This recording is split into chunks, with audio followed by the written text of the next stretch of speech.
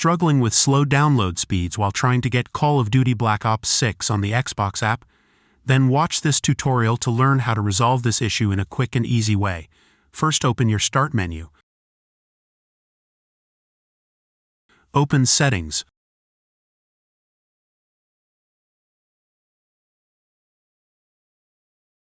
Open Privacy and Security.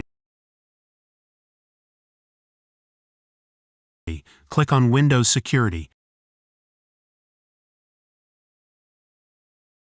Click on Virus and Threat Protection.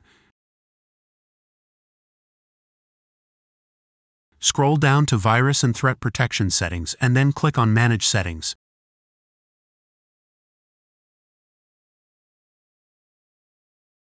Disable Real-Time Protection.